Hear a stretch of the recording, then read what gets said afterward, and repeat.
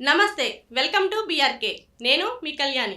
ఎంతో మంది ఆసక్తిగా ఎదురు చూస్తున్న సినిమా హరిహర వీరమల్లు. హరిహర వీరమల్లు ఈ నెల 24న విడుదల కానుంది. దాని గురించి మరికొన్ని వివరాలు మన సీనియర్ సినీ క్రిటిక్ అప్పాజీ గారిని అడిగి తెలుసుకుందాం. నమస్తే అండి. నమస్తే కళ్యాణి, ఎలా ఉన్నారు? బాగున్నా. Harihara Veeramallu movie next week release అవ్వబోతుంది. అవును. ఎలా ఉండబోతుంది అంటారు?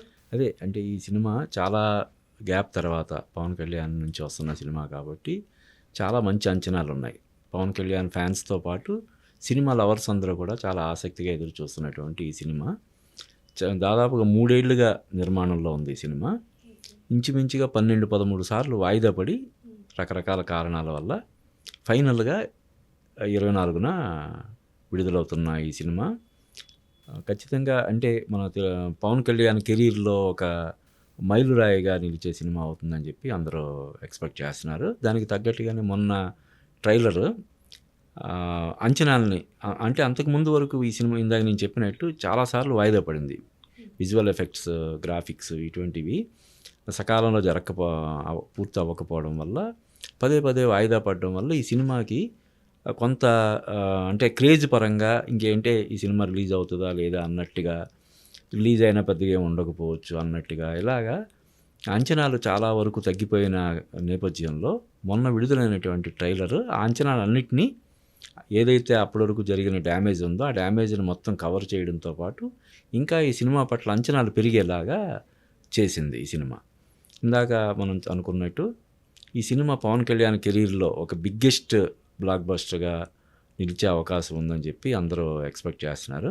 ఇంకా ఒక వారం రోజుల వ్యవధిలోనే వస్తుంది కాబట్టి సినిమా రిలీజ్ అయిన తర్వాత ఎలా ఉంటుంది అంటే అంచనాలని ఏ మేరకు అందుకుంటుంది అంటే ఈ సినిమాకి డైరెక్టర్ అంతకుముందు ఫస్ట్ ఈ సినిమా స్టార్ట్ అయినప్పుడు క్రిష్, అంతకుముందు ఆయన చాలా మంచి సినిమాలు తీసినటువంటి క్రిష్ దీనికి డైరెక్టర్గా అయితే చాలా భాగం షూటింగ్ అయిన తర్వాత ఈ సినిమాకి సంబంధించి అంటే పవన్ కళ్యాణ్ రాజకీయాల్లో ఫుల్ బిజీ అయిపోవడం వల్ల ఆయన రాజకీయ సభలకి వాటికి సమయాన్ని ఎక్కువ కేటాయించి ఈ సినిమాకి తగిన సమయం కేటాయించలేకపోవడం వల్ల ఆయన అంటే ఈ ఒకే ప్రాజెక్ట్ గురించి 3 సంవత్సరాలు 4 సంవత్సరాలు ఏ డైరెక్టర్ ఉండలేడు కాబట్టి ఆయన ఈ సినిమా నుంచి తప్పుకుంటే ఈ సినిమా ప్రొడ్యూసర్ ఎవరైతే ఉన్నాడో ఏఎం రత్నం గారు, అంతకుముందు పవన్ కళ్యాణ్తో ఖుషి లాంటి block buster biggest block buster తీసినటువంటి ప్రముఖ నిర్మాత ఏఎం రత్నం వాళ్ళ అబ్బాయి జ్యోతికృష్ణ అని ఆల్రెడీ అతను 2-3 సినిమాలు వేరే సినిమాలు డైరెక్ట్ చేసి ఉన్నాడు. సో ఈ సినిమాకి క్రిష్ ఆల్రెడీ ఇంచుమించు ఒక 3 వంతులు షూటింగ్ అది చేసి ఉన్నాడు కాబట్టి స్క్రిప్ట్ అంతా కూడా రెడీ అయ్యి ఉంది కాబట్టి మిగతా భాగాన్ని తీసే బాధ్యత జ్యోతికృష్ణ తీసుకొని ఈ సినిమాని పూర్తి చేయడం జరిగింది. రేపు 24వ తారీఖున వస్తున్న ఈ సినిమా గురించి విపరీతమైనటువంటి అంచనాలు ఉన్నాయి. అంచనాలు అందుకునేలాగా ఈ సినిమా ఉంటుందని చెప్పి మనం ఎక్స్పెక్ట్ చేయొచ్చు. కృషి గారు తీసిన ప్రతి సినిమాలో ఒక హిస్టరీ అనేది కనిపిస్తుంది.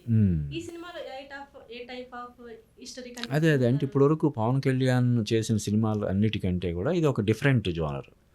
రైట్ ఫ్రమ్ అక్కడమ్మ ఇక్కడ అబ్బాయి సినిమా దగ్గర నుంచి ఆయన చేసిన సినిమాలన్నీ కూడా సోషల్ సినిమాలే. ఇది మాత్రం కొంచెం హిస్టారిక్ బ్యాక్డ్రాప్ ఉన్నటువంటి సినిమా.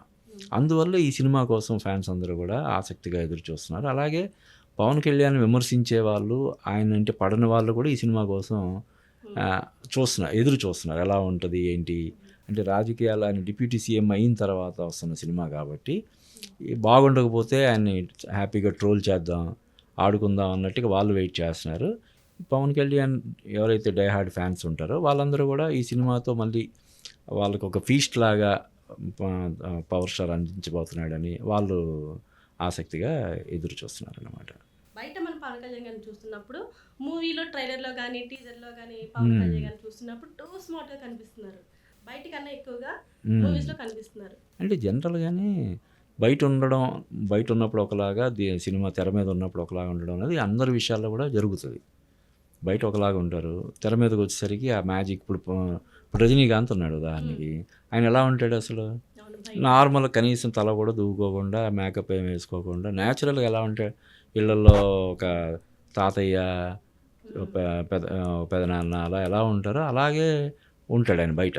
కానీ కెమెరా ముందుకు వచ్చేసరికి అది ఒక మ్యాజిక్ లాగా అయిపోద్ది. అలాగే ఇప్పుడు పవన్ కళ్యాణ్ కూడా ఏంటంటే రాజకీయాల్లో బిజీగా ఉండి ఆ, తన దీని గురించి రాజకీయాల్లో కూడా ఒక హీరోలా కనిపించాలని ఆయన ఎప్పుడు ప్రయత్నం చేయడు. రాజకీయాలు, సినిమానే. అలాగా అందులోనూ ఈ సినిమా అనేసరికి కొంత మేకప్ అది ఉంటుంది, ఇవన్నీ ఉంటాయి కాబట్టి అందులో ఒకలాగా ఈ ట్రైలర్లో ఒకలా కనిపించడంలో అది పెద్దగా మనం ఆశ్చర్యపడాల్సినటువంటి విషయం ఏం కాదు అది. పవన్ కళ్యాణ్ అంటేనే చాలా మంది డైహార్డ్ ఫ్యాన్స్ ఉంటారు. ఆ ఫ్యాన్స్ అందరినీ రీచ్ అయ్యేలాగా ఉంటుందంటారా సినిమా? అంటే ఇప్పుడు డైహార్డ్ ఫ్యాన్స్ ఎలా ఉంటుందంటే సినిమా బాగుండకపోయినా కూడా వాళ్ళు తెర మీద వాళ్ళ అభిమాన నాయకుడిని చూస్తున్నంతసేపు హ్యాపీగా ఫీల్ అవుతారు. కథ గురించి, కథనాల గురించి, లాజిక్స్ గురించి ఏం పట్టించుకోరు జనరల్ డైహార్డ్ ఫ్యాన్స్ అంటే అది. ఇదేంటంటే ఓన్లీ డైహార్డ్ ఫ్యాన్స్ అంటే అది కేవలం థియేటర్లో ఒక రోజు లేదంటే 2 రోజులు నింపడానికి ఓకే. కానీ ఒక సినిమా 2 రోజుల తర్వాత కూడా ఆడాలంటే కామన్ ఆడియన్స్ కూడా నచ్చాలి. కాబట్టి అంటే డైహార్డ్ ఫ్యాన్స్ని వాళ్ళకు ఒక ఫీస్ట్ని అందిస్తూనే కామన్ ఆడియన్స్ని కూడా అలరించేలాగా సినిమా ఉండడం కోసం దర్శక నిర్మాతలు అందరూ కూడా కృషి చేస్తారు.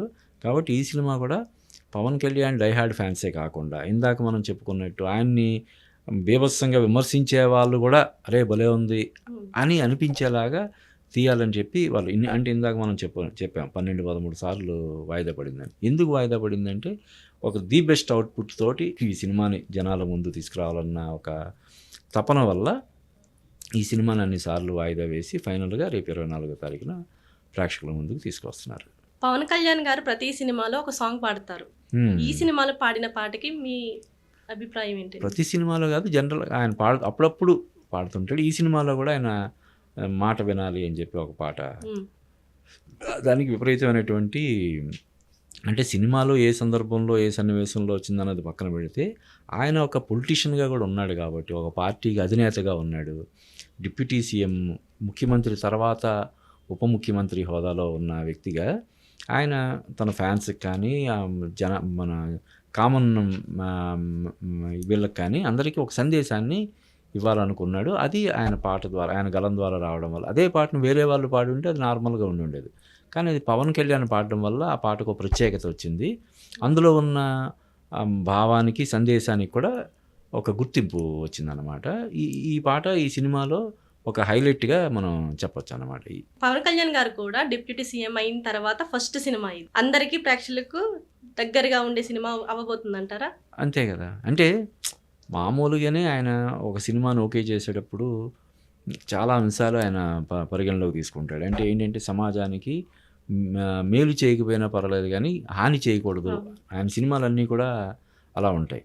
అలాగే ఏదో రెమ్యునరేషన్ కోసం లేకపోతే ఇంకో దానికోసం సినిమాలు చేయడం ఆయన మానేశాడు ఎప్పటి నుంచి. అంటే ముందు నుంచి కూడా ఆయన కెరీర్ చూస్తే వరుసగా సూపర్ డూపర్ హిట్లు ఉన్న టైంలో కూడా స్వాగతం, తొలి ప్రేమ, తమ్ముడు, ఖుషి ఇలా ఉన్నప్పుడు కూడా చాలా సెలెక్టివ్గా ఆయన సినిమాలు చేసేవాడు. ఇప్పుడు ఖుషి లాంటి పెద్ద హిట్ తర్వాత బ్రేక్ తీసుకున్నాడు కదా, కొంచెం టైం తీసుకుని తర్వాత సినిమా చేశాడు. అలాగా ఆయన మామూలుగానే చాలా సెలెక్టివ్గా ఉంటాడు. ఇంకా పాలిటిక్స్లోకి వచ్చిన తర్వాత ఆ బాధ్యత ఇంకా ఎక్కువ ఉంటుంది కాబట్టి, అంటే ఇంతకుముందు ఆయన దీనికి ముందు వచ్చిన సినిమా వకీల్ సాబ్ కానీ, బ్రో కానీ అందులో అంతర్లీనంగా ఏదో ఒక సందేశం ఉంటుంది.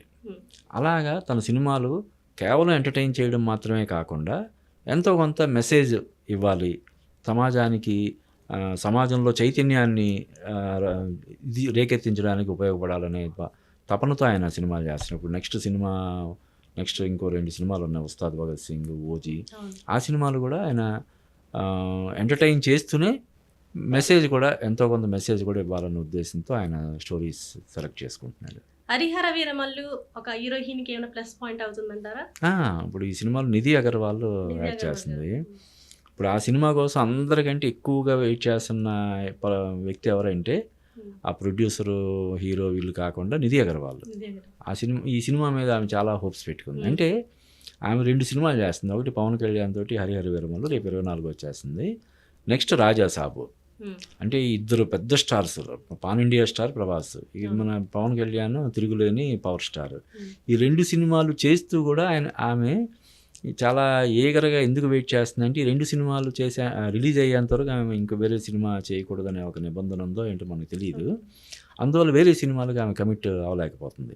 ఇప్పుడు ఈ సినిమా రిలీజ్ అయ్యి హిట్ అయితే అందరికంటే ముందు ఎక్కువగా హిట్ అంటే డెఫినెట్గా అంటే ఒక సినిమా హిట్లో హీరోయిన్కి పెద్ద అందులోనూ పవన్ కళ్యాణ్ లాంటి ఒక పవర్ స్టార్ సినిమాలో హీరోయిన్కి అంత అంటే కొంత పాత్రకి తగిన ప్రాధాన్యత ఉన్నప్పటికీ కూడా సినిమా విజయంలో కానీ అపజయంలో కానీ హీరోయిన్కి అంత ఇది ఉండదు.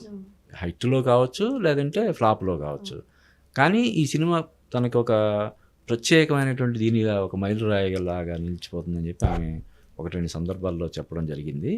ఆమెకు డెఫినెట్గా పెద్ద ప్లస్ అవుతుంది ఈ సినిమా.